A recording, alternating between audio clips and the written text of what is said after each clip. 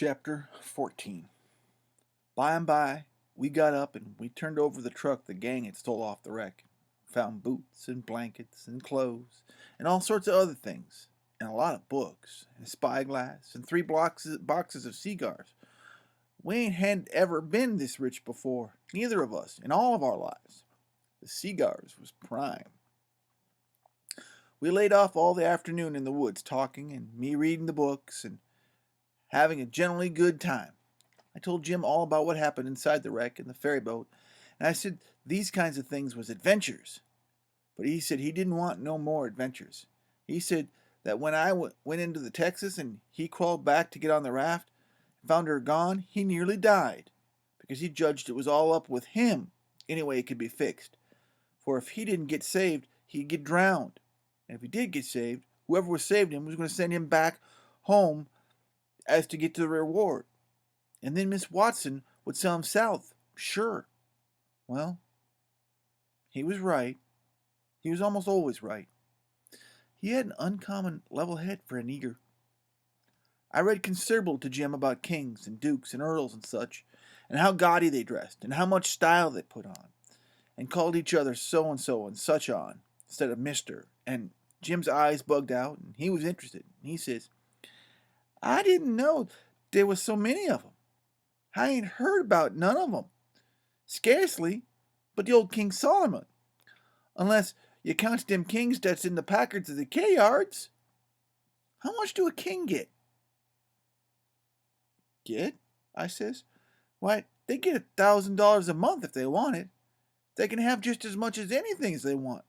Everything belongs to them. Ain't that gay? And what they got to do, Huck? They don't do nothing. Why, how you talk? They just sit around. No. Is that so? Well, of course it is. They just sit around, except maybe when there's a war, and then they go to war. But other times they just lazing around, or go hawking. Just hawking and...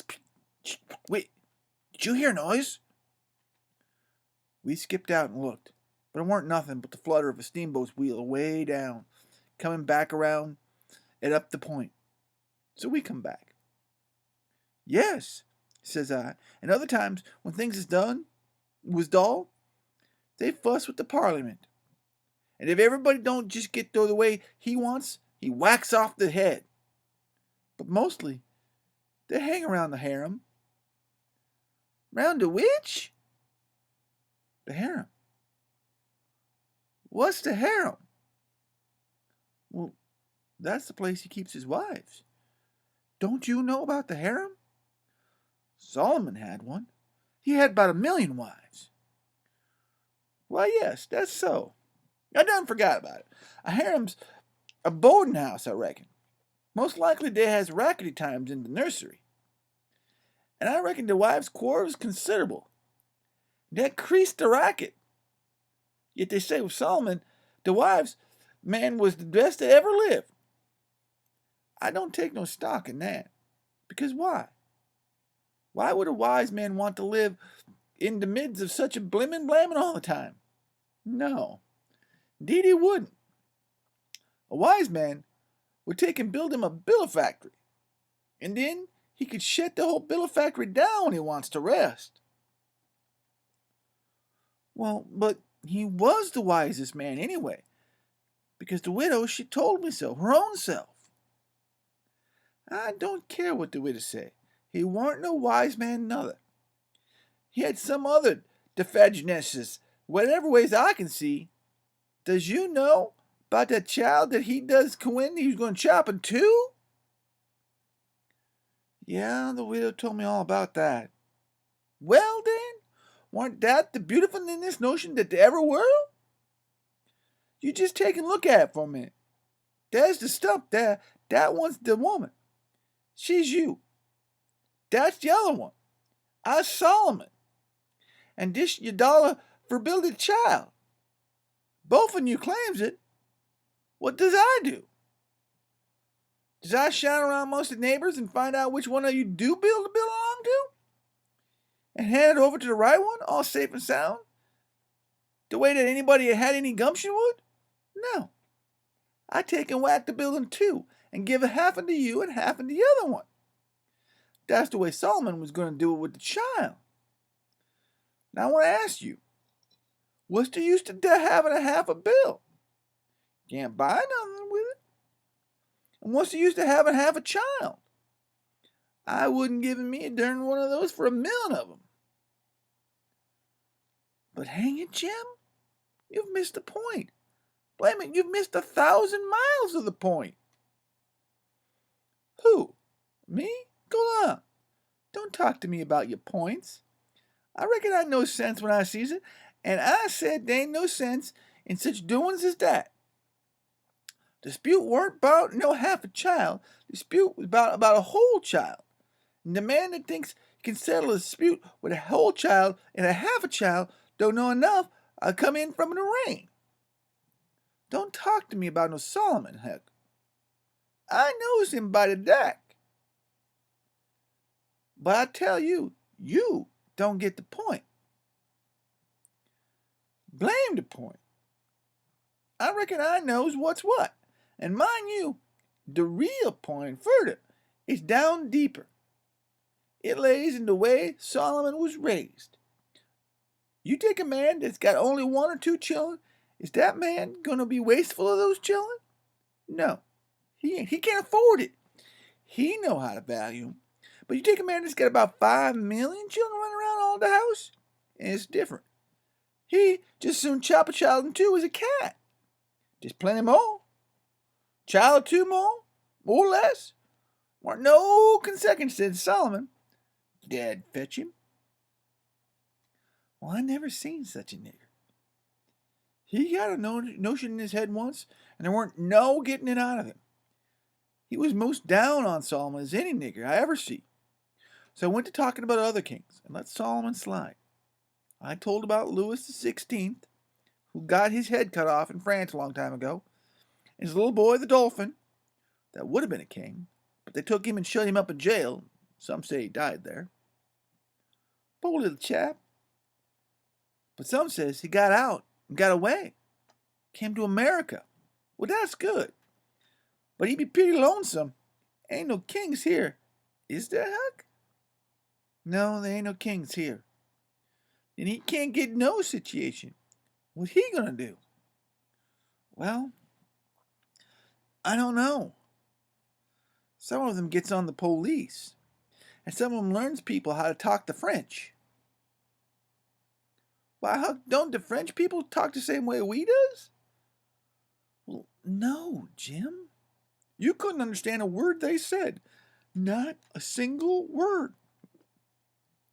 Well, now, I ding busted. How'd that come? I don't know, Jim, but it's so. I got some of their jabber out of a book. Suppose a man was to come to you and say, Parlez-vous français? What would you think? I wouldn't think nothing. I'd take and bust him over the head. That is, if he weren't white. I wouldn't allow no nigger to call me that. Shucks, I ain't calling you anything, Jim. I was only saying, do you know how to talk French?